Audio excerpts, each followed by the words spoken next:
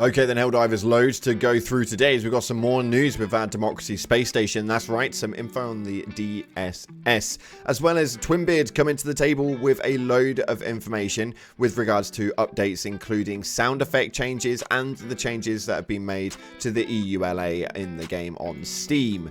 As well, we are going to take a look at an armor set that might be making its way on Liberty Day, but that is naturally a leak, so we're going to be posting that up at the end of the video. Make sure you stay tuned for it if you want to see what the armor set is going to look like. This is a big one. If you haven't already, smash the beautiful blue thumbs up and subscribe with post notifications turned on. It'd be greatly appreciated. And make sure you check out our sponsor, Instant Gaming, the platform where you can buy your video games cheaper for PC and consoles with the best deals, offers, promotions, and discounts, all running up to around 70% off, so it's an absolute no-brainer. Pre-orders and early releases are dropping on there as well. Link in the description. Get your games cheaper today. With that being said, let's see what's happening inside of the game. So starting off, Helldivers actually posted up a tweet on their official Twitter page stating, "Attention Helldivers, please closely review these blueprints for the upcoming Democracy Space Station. Once complete, the Democracy Space Station will be a new strategic level weapon. It will wield powerful Helldiver directed weaponry to aid in the liberation of its orbited planet. Through cutting-edge voting system, the Helldivers will determine where to deploy the DSS and when to use its capabilities." Now, for me personally, not a massive fan on the voting of it. I think that is actually a nightmare. Reason for that is because realistically, based on the player base that we've got at hand, this thing is not going to be leaving the bug sector whatsoever. So fingers crossed we have a bit of a change up with that. But what is interesting is the actual blueprints. On the blueprints, there is a lot to take a look at. Obviously, everything is sectored out. Now, there might be some more to the Democracy Space Station than what we actually think. Based on the things that are pointed out on the actual blueprints themselves, we have things like this: the targeting system for Liberty distribution. Caution, do not activate while FTL engine is running, which obviously means that the specific stratagems that we're due to get for these on its own could potentially be fired straight from this, which will be an interesting factor because it means they'll only be available on certain planets. Let me know what you guys are thinking about that one.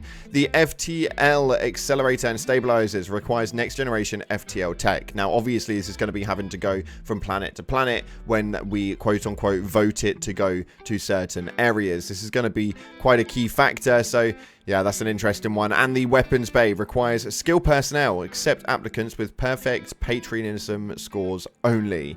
So there's going to be a lot of weaponization on this DSS. Now, that means that this is going to be a little bit more than what we originally thought. Now, obviously, we don't do leaks in the middle of the video, so we're not going to go into that detail too much, but it's got protective plating, which requires lightweight material capable of surviving the FTL, but must be able to sync with all super destroyers simultaneously. Now, interesting stuff as we managed to actually find some bigger key features inside of this as well. When we take a look at the bottom, it has a lot of things such as known issues. Now, unfortunately, this isn't the highest quality photo, so it's actually quite difficult to read, but it may have something to do with future major orders that we actually have coming in. If we take a look at the actual known issues at the bottom, we can see right here that beams in sector 77C are lacking structural integrity, risk of collapse.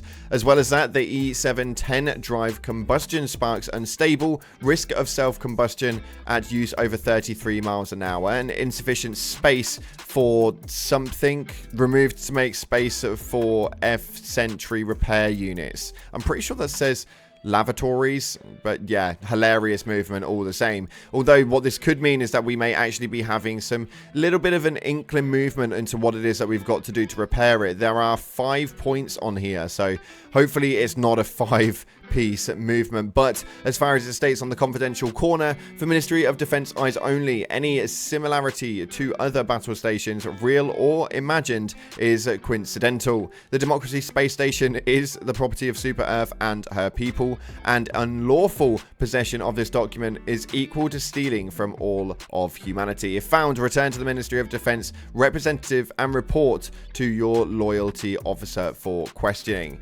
This is very, very, very interesting. This is going to be something that we see quite a lot of inside of the game, and it's going to bring quite a lot to the table. As to what this is actually going to do and what it's going to feature as, we'll have to wait and see. But for me, I'm definitely excited to see what it is it can bring. Next up, though, we're going to talk about what Twinbeard's been saying. Is some people were asking a lot of different things, such as Liberty Day. What is the importance of Liberty Day? And is it when the first game started production, finished, launched? What is it? And Twinbeard says there's minor connections to IRL stuff, but primarily it's lore connected and driven. If you want to know more on Liberty Day, just stay tuned. We're getting there, and there'll be more info about it here and there. And we're likely to see some sort of blog posting, as they seem to be working on a lot of actual content for it. So I quite like the idea of that. But one thing we didn't like the idea of, and people are kicking off quite greatly on Reddit about, is the EULA change. There has been an EULA change that you would have had to have accepted if you were on Steam, and this is quite huge. Now, people are asking Twinbeard what it is that it means, what's going on. It doesn't look good. Sony are getting involved again, and Twinbeard states, hopefully there's no backlash. There's no practical change at all. As far as I know, the amended EULA is just clarification for one or some states in the US where it's required by law to mention the distinction between a license to play a game through Steam rather than owning it. Nothing to do with HD2, Arrowhead or Sony as far as I know. So hopefully that clears up quite a lot of information for you guys, because I know that you guys were getting really worried about that one. As far as I'm aware, there's nothing really to be too worried about. The EULA hasn't had many changes, although there was a post up on Reddit that kind of broke it down a little bit more. Overall, I think that we're good for the most part. Now, before we get into the leaks, so we do have a game that's coming very soon that may be relatable to a lot of you guys. Starship Troopers Extermination. That's right, we are seeing quite a lot about this game right now, as it's due to release on October 11th, which is going to be absolutely incredible. Some of you guys may already have access to this game. I've played a little bit of it, and it's quite enjoyable for the most part. We may well feature some of it here on the channel. If you guys want a little bit extra content in that realm of life, we may well bring that up for you. But we are moving into leak territory, so if you don't want to get involved with that, please do leave now. Yep. Okay, awesome. Thank you so much for watching. Anyway, moving in, for those of you guys who have stuck around, Helldivers 2 is reportedly bringing back the first game's armor. That's correct. On Liberty Day, we are looking to receive the Helldivers 1 armor, which is expected to release from the original game. Now, we have a couple of images here that were posted up a few days ago from a Sunday night, and this is quite interesting, mainly because it's pretty damn basic. It is pretty damn simplistic. There's not really a lot to it, and it looks pretty cool, but I'm not really going to be too over the toply excited about it. We know full well we have the bolt action rifle that we're going to be obtaining through the same thing on Liberty Day, so this is looking to be more of the simplistic old style remembrance route. Not something that you'll probably end up using quite a lot of, but all the same, it looks pretty damn cool. Let me know your opinions in the comment section. And moving forward onto your top comments from the previous video, obviously we posted up a video just yesterday with regards to a Galactic War update, and we went through a load of things, including touring and having a Kamar and having all of the big moves for the DSS, and I did apparently state to go ahead and help with the defense operation for touring. I don't know why I would have said that, so I hold my hands up. My apologies. Obviously, liberating Akmar 4 and then attacking that will make sure that touring will end instantly. It's a cut-off per se, so my apologies for that one. I really do apologize. We'll need to make sure that we pay a bit more attention on the next one, that's for sure. But the next comment we have right here is, I love how everyone's agreeing that Brash is a Giga Chad and Eagle 1 is a cutie. Well, it's not that we're all agreeing it, they are damn facts.